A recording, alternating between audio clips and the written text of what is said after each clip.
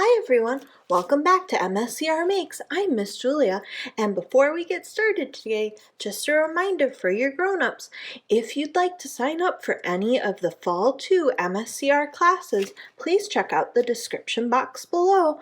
We have things like holiday ornament kits.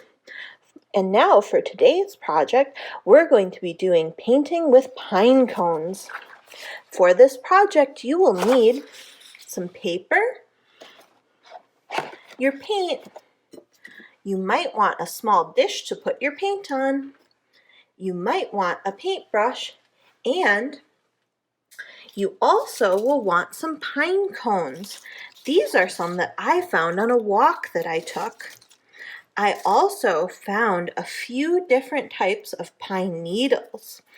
I'm also going to show you something else that you can do with those too. If you have pine needles, you might also want some tape.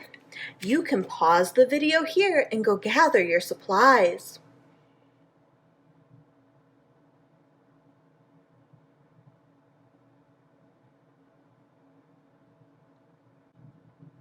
Now that you've had a chance to gather your supplies, I'm going to move some things out of the way.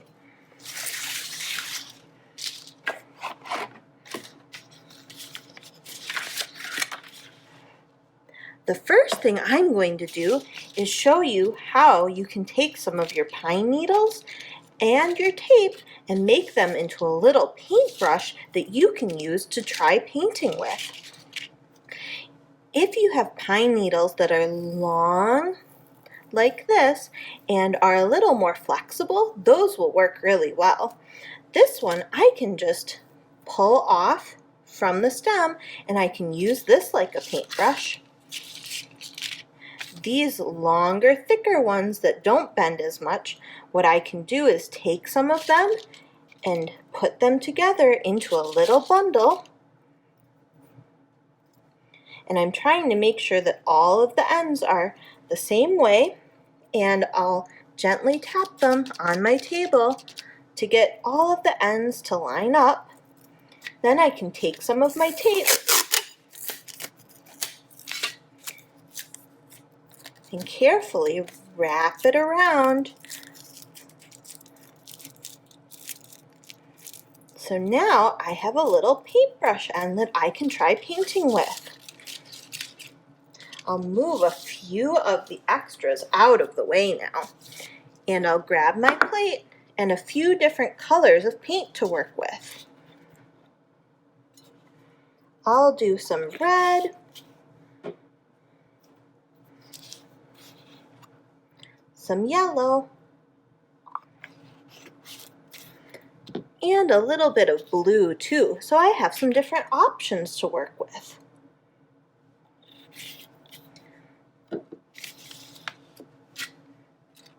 Now I'm going to show you the different ways you can either paint with your pine cones, with your pine needles, or you can paint on your pine cones.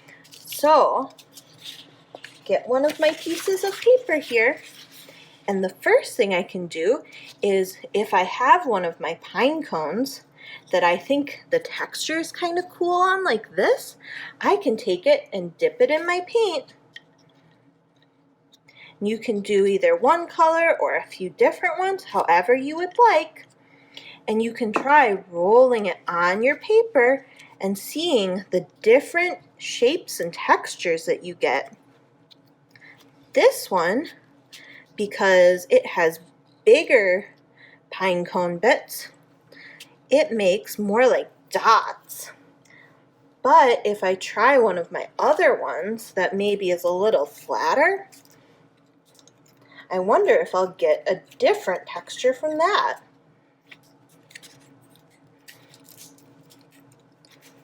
That one is cool too. It kind of reminds me of like a lizard scale. And then I can also try using the paintbrushes that I made with my pine needles and see what sort of effects that gives me. I like how that one looks. And I bet if I use this one, because the pine needles are flared out, I'll get an even different effect. That one makes lots of lines all at the same time. I really like how everything makes a different but really cool effect on my paper. And the other thing that you can do is you can also take your pine cones and use them to paint on. So I can use my paintbrush and I can carefully paint on my pine cone and color my pine cone however I would like. I think it's kind of fun to try painting on different surfaces like a pine cone or a rock. I also had a lot of fun going on a walk to find my pine cones. These little ones, I had to look very carefully when I saw them, and I picked up a few. That's pretty cool looking too. So I can let that dry and then I'd have a painted pine cone. Well, I hope you enjoy using your pine cones to make different textures and trying painting with the pine needles as well. And I hope you try painting on a few pine cones for a fun different surface to paint on as well. I hope you've enjoyed this project and I'll see you in the next one. Bye!